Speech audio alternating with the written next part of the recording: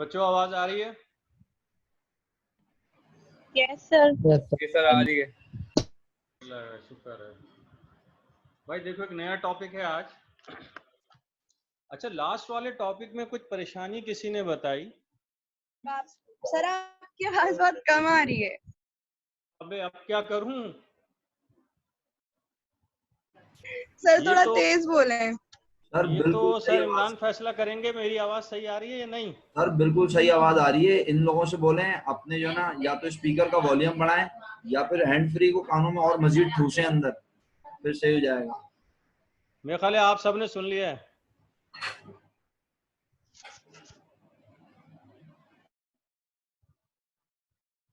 बहरहाल उस पे जो लास्ट वाले 2 लेक्चर थे उस पे बाद में भी बात हो सकती है, यानी इसके एंड पे। ये आज वाला टॉपिक पहले कर लेते हैं। ये आपने एक पढ़ा था स्पेयरमैन रैंक कोरिलेशन, आज करेंगे, जबकि इससे पहले आपने किया था Karl Pearson coefficient of correlation का फार्मूला किया था। ये सेकंड स्टैटिस्टिशियन है, इन्होंने 2 रैंकिंग सेट पे काम किया है, यानी डाटा इस फॉर्म में है कि जिसे हम मेजर नहीं कर सकते। किसको मेजर? जैसे आप सबकी हाइट तो हम मेजर कर सकते हैं, आप सबका वेट भी हम मेजर कर सकते हैं, नाप सकते हैं ना, तोल सकते हैं।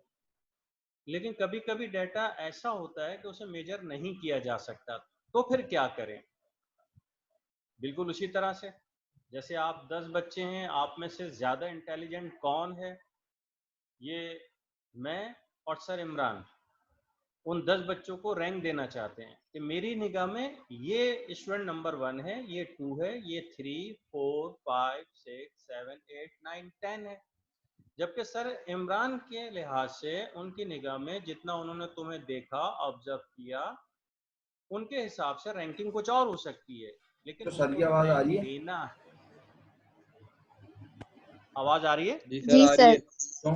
हाँ यस सर। तो ठीक है, बच्चों सर की अब आवाज आ सर रही है? इमरान की मर्जी है। यस सर आ रही है। आ रही है। तुम लोगों की आवाज नहीं आ रही है, मेरे मुझे ख्याल सर की आवाज नहीं आ रही। सर इमरान पूछ अगर रहा आप है। सब लोगों को आवाज आ रही है तो असल में रिकॉर्डिंग हो रही है ना, तो मुझे। क्लियर हो गई? हाँ सर, आप आ गई आवाज। जी मैंने कहा रिकॉर्डिंग हो रही है, बगैर आवाज के रिकॉर्डिंग ना हो जाए कहीं। आ गई। सही और सही सही, कंफर्मेशन डिस्टर्ब। कंफर्मेशन थी ये। ओके ओके बच्चों, आज का टॉपिक क्या है? Rank correlation. और जिस मरहूम ने इस पे काम किया उसका नाम क्या है? स्पेयरमैन। उसने 2 रैंकिंग सेट पर काम किया, यानी 2 कॉलम, जो इससे पहले भी आप देख चुके हैं, रिग्रेशन में भी, कोरिलेशन में भी, कि जिसमें हम पहले कॉलम को x कहते हैं और दूसरे कॉलम को y कहते हैं। तो वो लिखा होगा कि find the Karl Pearson coefficient of correlation, ये लास्ट लेक्चर में हुआ। उसमें लिखा होगा find the regression line x on y या y ऑन x, ये भी लास्ट, उससे पहले वाले लेक्चर में किया। लेकिन इसमें क्या लिखा होगा? इसमें लिखा होगा कैलकुलेट या find the Spearman coefficient of rank correlation, ये लिखा हो सकता है, या खाली calculate the coefficient of rank correlation लिखा हो सकता है, या simply calculate the rank correlation लिखा हो सकता है। लेकिन कभी कभी इनमें से कुछ भी नहीं लिखा होता, तो फिर हम कैसे पहचानें कि ये सवाल कार्ल पियर्सन का है या स्पेयरमैन का है? तो बच्चों, इसके डाटा पर इसके पहले कॉलम पे हो सकता है लिखा हो जज 1 और दूसरे कॉलम पे जज 2। भाई देखो ना, कोई सा भी कंपटीशन है तो उसमें जजेस बैठे होते हैं ना, जो फैसला करते हैं कि ये बच्चा या बच्ची मेरे हिसाब से नंबर 1 पे और दूसरे के हिसाब से कोई भी हो सकता है, तो ये नंबर 2 पे है, ये 3 पे, ये जजेस हैं। तो कॉलम पे लिखा होगा जज 1 जज 2। हम जजेस का नाम दे रहे हैं, उन्हें हम एक्सपर्ट भी तो कह सकते हैं, एक्सपर्ट 1, एक्सपर्ट 2। तो कॉलम पे ये लिखा होगा। फॉर एग्जाम्पल, इसको और समझने के लिए रैंक कोरिलेशन, ये देखो लिखा है कि there are many situation where numerical values are not available, नहीं होती, न्यूमेरिकल वैल्यू है ही नहीं, लेकिन but the data have been assembled in a relative order, लेकिन जो डाटा है उसको हमने ऑर्डर दे दिया है। बिल्कुल उसी तरह से जो मैंने अभी समझाया कि जो बच्चा क्लास में, होमवर्क में या असाइनमेंट में जो अच्छी परफॉर्मेंस दे रहा है तो उसको हम रैंक 1 देंगे, फिर दूसरा उससे जो कम नंबर लेगा उसको रैंक 2 देंगे, उससे नीचे वाले को रैंक 3 देंगे, एंड सो ऑन। अगर ज्यादा है तो देते चले जाएंगे। या किसी ने यूं भी लिखा कि some time it is not possible to measure certain variable, कभी कभी होता नहीं मुमकिन कि हम इस वेरिएबल को नाप सकें, जैसे कि आपकी हाइट को, आपकी वेट को, but it is possible to arrange them in order, लेकिन ऑर्डर में कर सकते हैं। अब देखो ये कॉफी के 5 फ्लेवर रखे हैं टेबल पे और 2 एक्सपर्ट को वहां बुलाया गया है कि बताइए इसमें से कौन सा नंबर 1 है, कौन सा नंबर 2 है, कौन सा नंबर 3 है, कौन सा नंबर 4 है और कौन सा नंबर 5 है। तो पहले 5 फ्लेवर को पहले एक्सपर्ट ने चेक किया, उसके ऑर्डर हमने लिख लिए एक्स के कॉलम में। फिर इन्हीं 5 फ्लेवर को दूसरे एक्सपर्ट ने पी के चेक किया और फिर हमने उसके ऑर्डर लिख लिए दूसरे कॉलम में। तो ये आ गए एक्स और वाई के 2 कॉलम आ गए, जिसको आप कह सकते हैं पहले कॉलम पे रैंक लिखा है 1 का और दूसरे पे रैंक 2 का।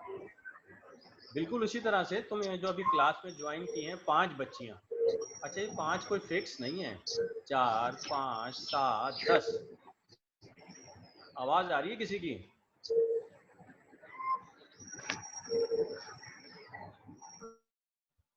बच्चों सुन रहे हैं आप लोग ना?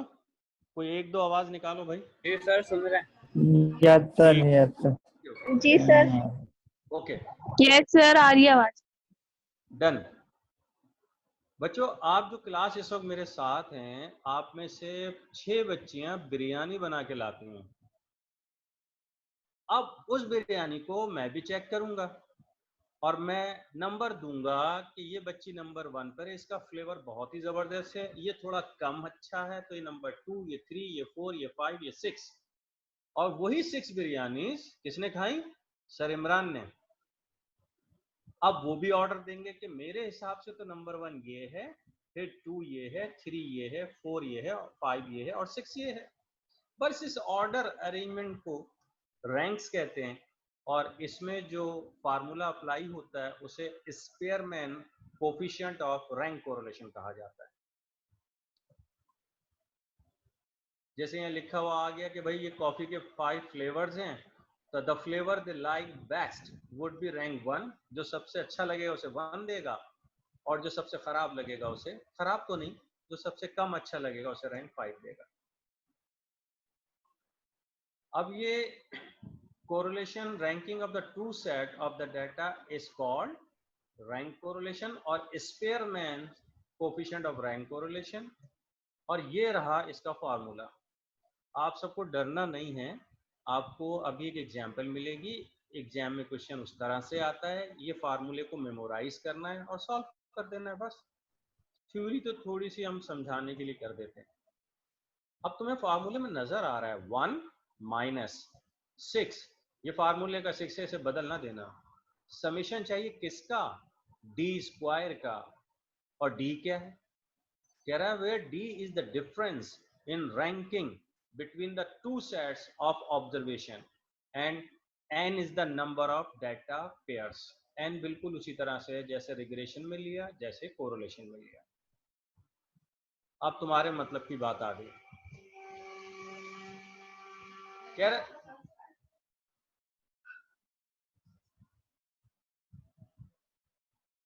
The following table shows 10 student, 10 बच्चों का है ये, रैंक उनको दिए गए हैं किस बेस पे?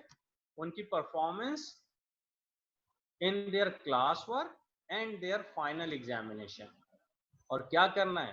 We want to find out whether there is a relationship between the accomplishment of the student during the whole year and their performance in their exams. असल में यह रिलेशन होती है 2 एक्सपर्ट्स के दरमियान कि वो कितना उस बिरयानी के मुतालिक दोनों एक्सपर्ट थे कि उनकी राय पॉजिटिव निकली, या वो बिरयानी के डिसीजन में एक बिल्कुल ही अपोजिट डायरेक्शन में था। ये उनकी एसोसिएशन है उन एक्सपर्ट्स के दरमियान कि उनकी जहनी हम आहंगी ये एक्सपर्टीज कैसी है, आया पॉजिटिव डायरेक्शन में है या नेगेटिव डायरेक्शन में। बच्चों ये क्वेश्चन इस तरह से मिलेगा, ranking based on class work, ये आ गया। तो ये रैंक दिए हुए हैं आपको,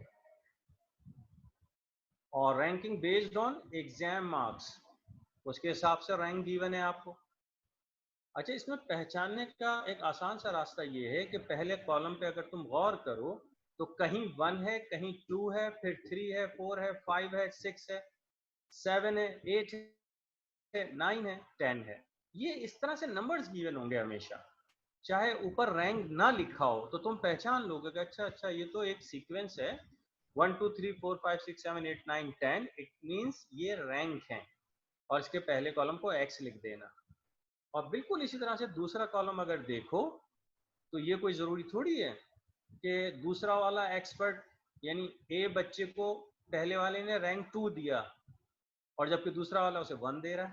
तो मर्जी है, ये इंडिपेंडेंट है, वो अपने हिसाब से सोच रहे हैं कि भाई मेरे हिसाब से तो ये 1 है, और ये 6 है, ये 4 है, ये 2 है, ये 3 है, ये 7 है, 8 है, 10 है, 5 है और 9 है। सोल्यूशन इसका आसान है, आपने x माइनस वाई करना है। d क्या है, डिफरेंस है किसका, x और y का। 2 माइनस 1 करोगे 1 आएगा, 5 माइनस 6 करोगे तो -1 आएगा। क्यों, 6 बड़ा है और वो माइनस का है, इसलिए माइनस साइन लिख देना। बराबर में कॉलम देखो, सबका स्क्वायर कर दो, और स्क्वायर में तुम्हें पता है, स्क्वायर में तुम्हें पता है कि माइनस साइन कैंसिल हो जाता है, प्लस में कन्वर्ट हो जाता है। तो ये सारे माइनस वाले स्क्वायर नंबर होंगे तो प्लस हो जाएंगे, और प्लस वाले तो ऑलरेडी प्लस फॉर्म में है। फिर इसका सम निकाल लेना, समेशन डी स्क्वायर आ जाएगा। फिर कोफिशिएंट ऑफ कोरिलेशन का फार्मूला लिखना, फिर मैं समेशन डी स्क्वायर की जगह वैल्यू पुट करूंगा और एन की जगह, एन हमने देख लिया था, एन कितना है, 10 है।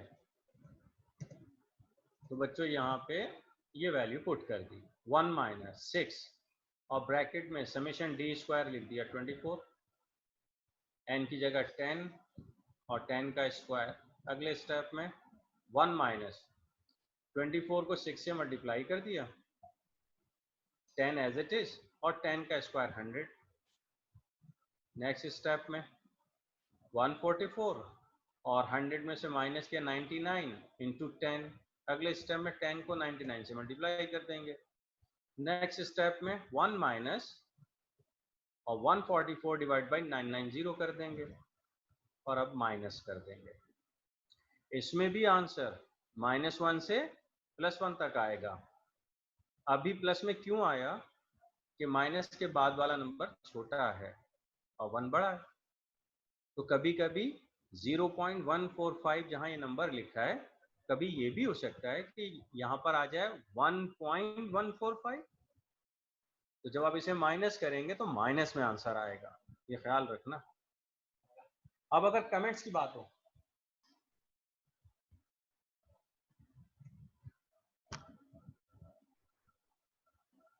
तो ये लिखना, the high value of the rank correlation coefficient indicates that there is a close relationship between the class work and the exams performance. अगर पॉजिटिव है तो पॉजिटिव का साइन लिख देना, नेगेटिव है तो नेगेटिव लिख देना। कि high value of the correlation coefficient indicate there is high positive value या हाई नेगेटिव वैल्यू। जी, अब आपकी आवाज आ सकती है, समझ में आई बात? ये सर वो तो समझ में आ गई, ये जो सर, आपने आगे। टेबल में -1 ये जो दिया है ये समझ में नहीं आया।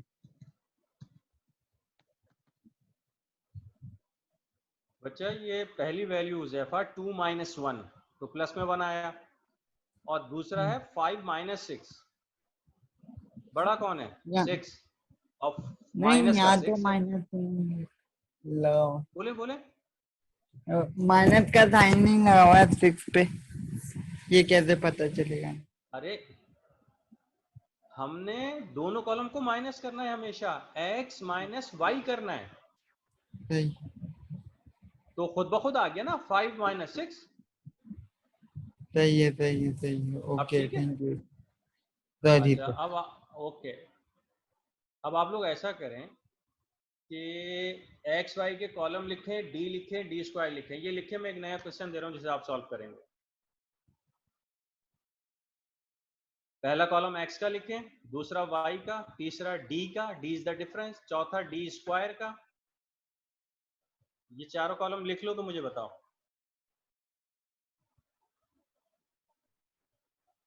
सर वैल्यू भी यही लिखनी? नहीं नहीं, दूसरा क्वेश्चन।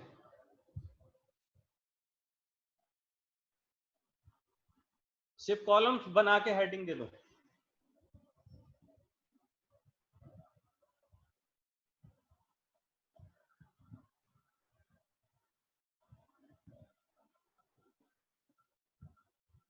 ये सब मत लिखना, रैंकिंग बेस्ड ऑन क्लास और ये सब नहीं, simply X Y D D square.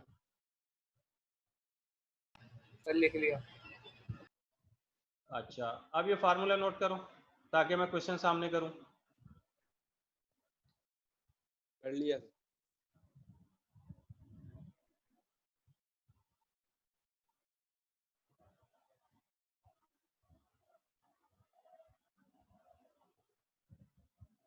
Formula लिख लिया? जी सर।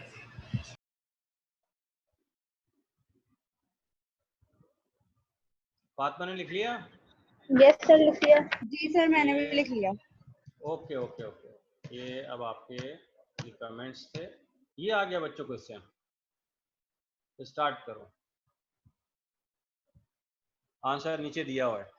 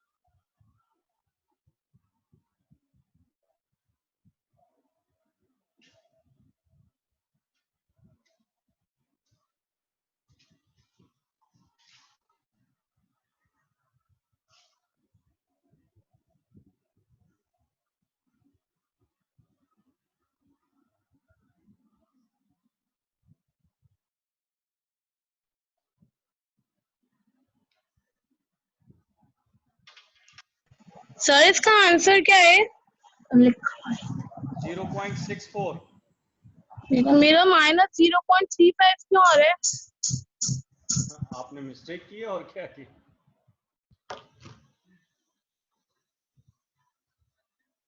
जो गलती करेगा उसका आंसर गलत आएगा ना।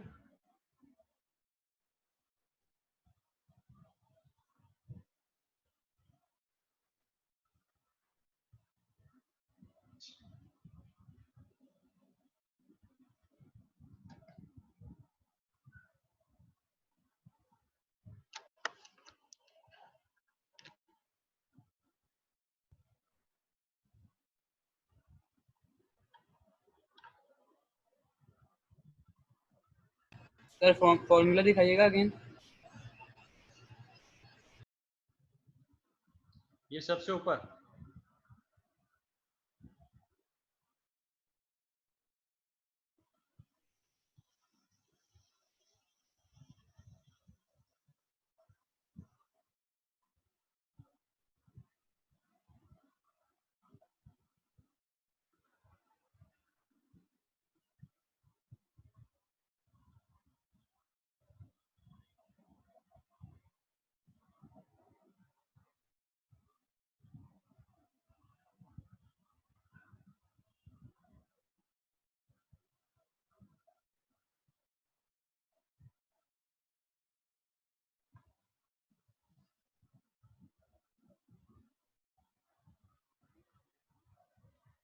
सर आंसर दिखाएगा। 0.64। सर मेरा 0.65 आया है। सही है इतना तो खर्च, इतना तो चलेगा। जी, सही है। सर मेरा गलत है। आप करें, आराम से करें। मैं, जो लोग कर चुके हैं वो दूसरा क्वेश्चन नोट करें। सर सही है, मेरा आंसर ठीक आया है। Sir answer very good. बताइएगा क्वेश्चन का। जिनका आंसर आ गया वो सेकंड क्वेश्चन ये वाला करें। सर आंसर क्या है? 0.27। नहीं, 0.64। 0.64।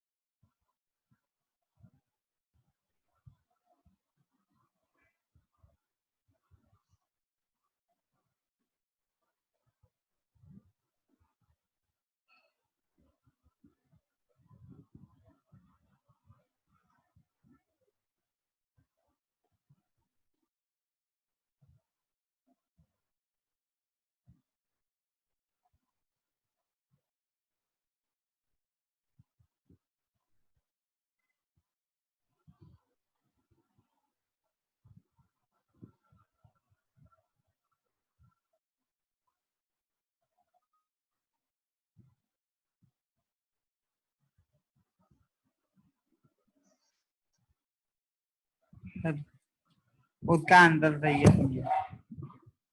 पहले वाले का जी सर, वो हम डिवाइड मत कर लीजिए। 0.64 आ गया। Yes sir. ठीक है, नेक्स्ट वाला देखो सामने।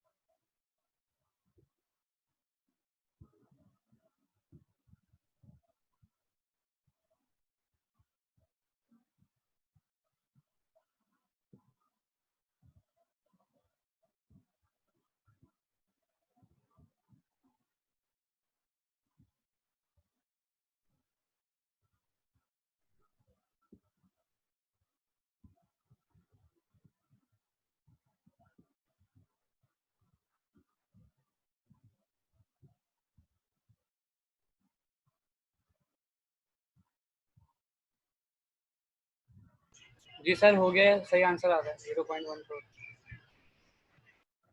ठीक है, बाकी लोग भी कर लें तो फिर आगे बात करें।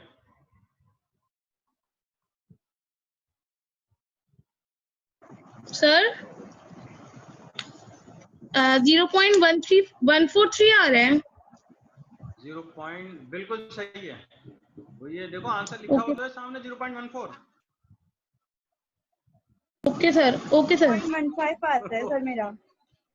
आप सर 5 मेरा में? भी हो गया 0.15।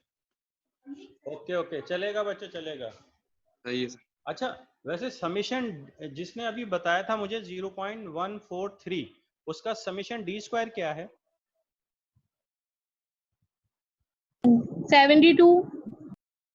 क्या आप बाकी सबके पास भी समीशन डी स्क्वायर 72 जी है? सर जी सर। 72 है सर सर। 72 ही आ रहा है। ठीक है, तो फिर आंसर सबका यही आना चाहिए 0.143। नहीं सर यही आ रहा है 0.15।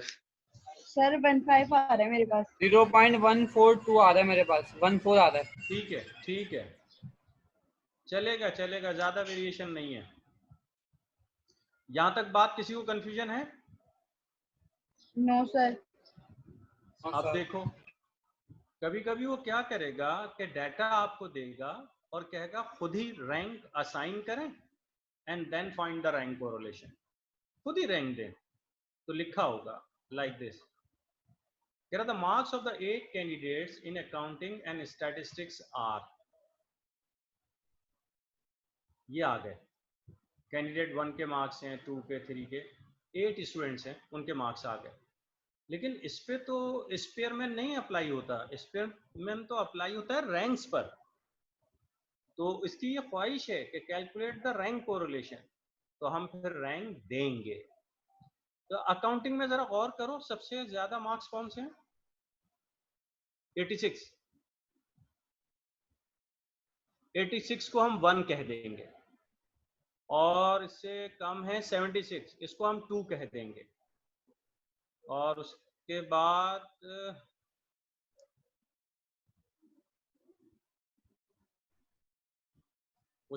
है बच्चों, जो उससे छोटा नंबर है नंबर देते जाओगे।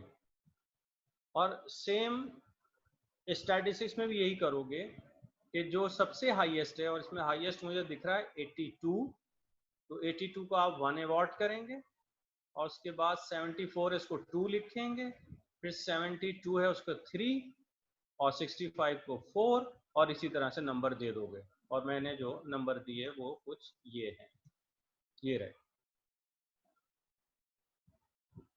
अरेंज नहीं करना, कोई असेंडिंग डिसेंडिंग ऑर्डर में अरेंज नहीं करना है आपने, सिंपली नंबर अवॉर्ड करना है। ये आपके सामने 86 को 1 कहा, 76 को 2 कहा, 60 को 3, और इसी तरह से अकाउंटिंग के रैंक हो गए, और सेम रैंक आपने स्टैट्स के कर दिए। और उसके बाद आपने डिफरेंस निकाल लिया, R1 माइनस R2, यानी पहला कॉलम अगर आप x कहते हैं तो x कह दें, दूसरे कॉलम को y कहना है y कह दें, x में से y को माइनस करें, तो ये आपके पास रैंक्स आ गए। फिर आप d स्क्वायर कर लें, ठीक है। फिर उसके बाद ये फार्मूला वही वाला, वैल्यू पुट कर दें,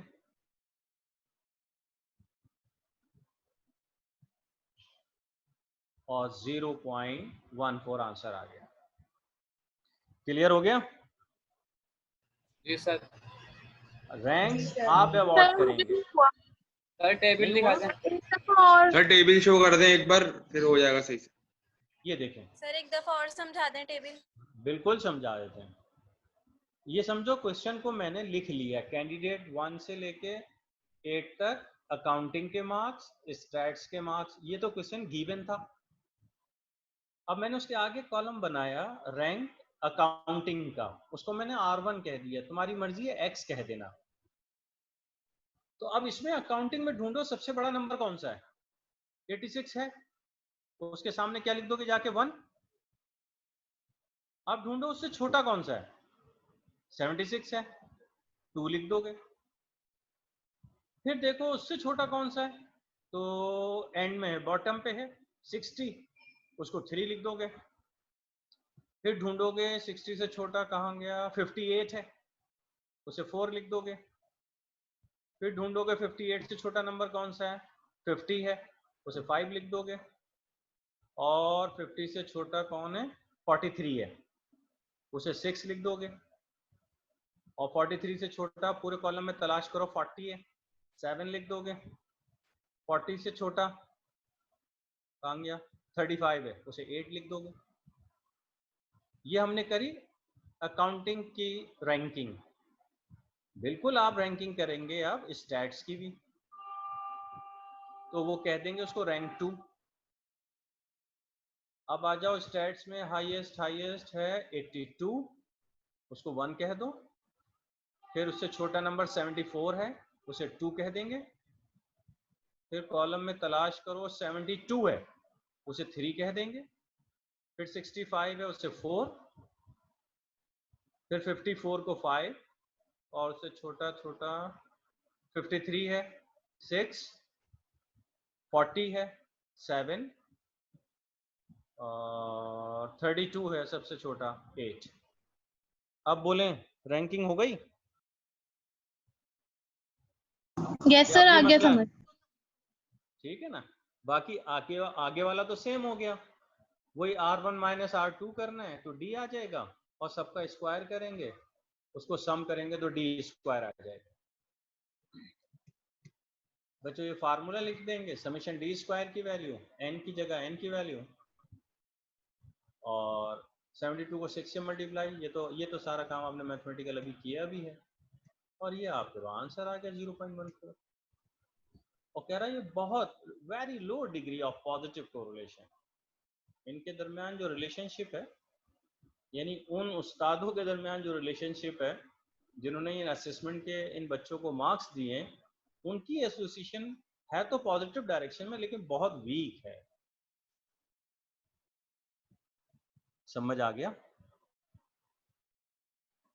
हुज़ैफा क्लियर है? आ गया।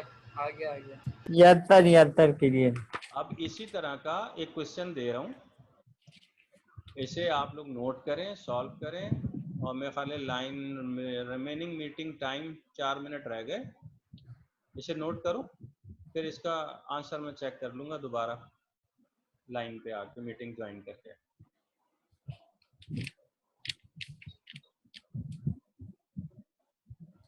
पहले कॉलम में 7 सबसे बड़ा है तो वो 1 हो जाएगा।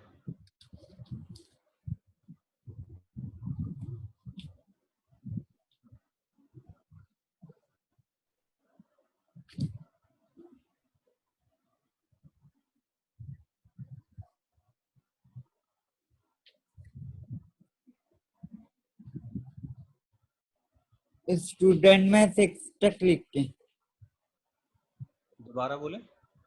स्टूडेंट जो ये पहले बनाते हैं उसमें 6 स्टूडेंट लिख के। 1 2 3 4 5 6 7 है ना ये वाले? 7 है जी जी जी, ओ इस सॉरी। एग्जाम इसमें तो 7 है। मतलब पहले 2 कॉलम लिख के आप रैंक देंगे तो उसको R1 और दूसरे को R2 लिख देना, और x के कॉलम में जो सबसे बड़ा है उसको 1, उससे छोटे को 2, फिर 3, फिर 4, आगे पीछे होंगे कोई बात नहीं। फिर y के कॉलम को भी रैंक देना, R2 लिख देना, इसमें जो सबसे बड़ा है उसको 1, फिर छोटा 2 3 4 5 6 7।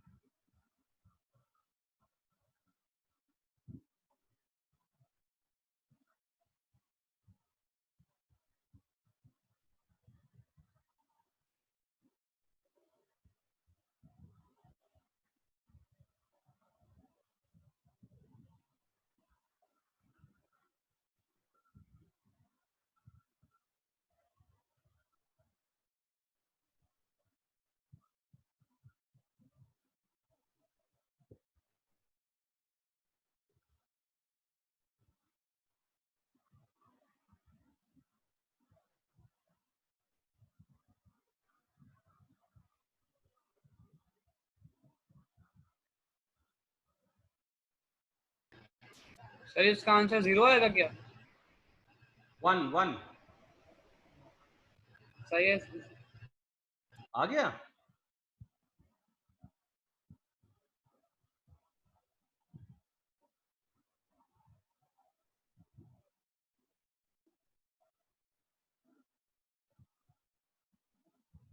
सर डी स्क्वायर 0 ही आएगा ना? Summation D square 0। Summation D square 0 क्यों आ रहा है? यस सर 0 आ रहा है। अच्छा, वो जो रैंक्स को आप माइनस कर रहे हैं वो 0 हो रहा है। जी सर। Yes sir. जी सर दोनों वैल्यू सेम बन रही है, 100 आएगी। 1 हाँ, इत्तेफाक ऐसा है कि डाटा की अरेंजमेंट कुछ ऐसी है। ठीक है, तो इसका मतलब ये हो कि वो वाला पूरा साइड 0 हो जाएगा, 1 - 0। जी सर। हाँ ठीक है, तो 1 आंसर आ जाएगा। जी सर 1 आंसर आ रहा है। ठीक है, ये टॉपिक क्लियर हो गया तो फिर हम रीज्वाइन नहीं करते हैं, आज के लिए इतना काफी है।